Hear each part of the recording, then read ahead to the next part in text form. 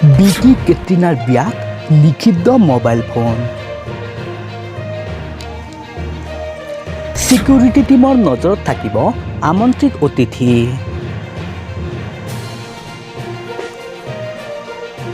বিকি কৌশল আৰু কেটৰিনা কাইফৰ বিয়া ৰাজস্থানৰ এক সুন্দৰ ৰিজৰ্টত হ'ব। বিয়াৰ প্ৰস্তুতি এতিয়া অন্তিম পৰ্যায়ত। বিকি কৌশল আৰু কেটৰিনা কাইফ বৰ্তমান বলিউডৰ আটাইতকৈ চৰ্চিত যোৰি। ডিচেম্বৰত বিবাহত আবদ্ধ হ'ব এই জনপ্ৰিয় যোৰি। এতিয়া অৱশ্যে বিকি কেটৰিনা বা তেওঁলোকৰ পৰিয়ালৰ পৰা কোনো কথা প্ৰকাশ কৰা নাই যদিও দুয়োৰে বিয়াৰ তাৰিখ, বিয়াৰ পোচাক, স্থান সকলো ঠিক হৈ পৰিছে। কিন্তু দুয়োজনে নিজৰ বিবাহক লৈ এক ডাঙৰ নিয়ম প্ৰস্তুত কৰি তুলিছে, যিটো দৰা কইনাৰ বাবে নহয়, বিয়াত উপস্থিত থকা অতিথিসকলে মানিব লাগিব। বিকি কৌশল আৰু কেটৰিনা কাইফৰ বিয়া ৰাজস্থানৰ এক সুন্দৰ ৰিজৰ্টত হ'ব।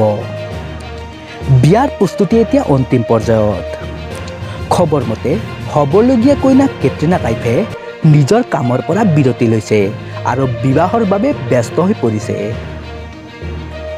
ইণ্ডিয়া টুডেৰ এক ৰিপৰ্ট অনুসৰি কেটৰিনা আৰু বিকিৰ বিয়াৰ বাবে এটা নিয়ম বনোৱা হৈছে, যিটো বিয়াত উপস্থিত থকা সকলোৱে পালন কৰিব লাগিব। ৰিপৰ্ট অনুসৰি এতিয়ালৈকে কোনোৱে বিয়াৰ নিমন্ত্ৰণ লাভ কৰা নাই, কিন্তু বিকি কৌশলে বিয়াৰ নিমন্ত্ৰণী পত্ৰত মোবাইল ফোন লৈ নাহিবলৈ কোৱাৰ সম্ভাৱনা আছে। অৰ্থাৎ বিয়ালৈ নিয়ম কৰা হ'ব যে বিয়ালৈ কোনো অতিথি মোবাইল ফোন লৈ আহিব নোৱাৰিব। ইভেণ্ট মেনেজমেণ্ট এজেন্সিকো কঠোৰ নিৰ্দেশ দিয়া হৈছে। প্ৰতিজন অতিথিৰ ওপৰত থাকিব সিকিউৰিটি টিমৰ নজৰ।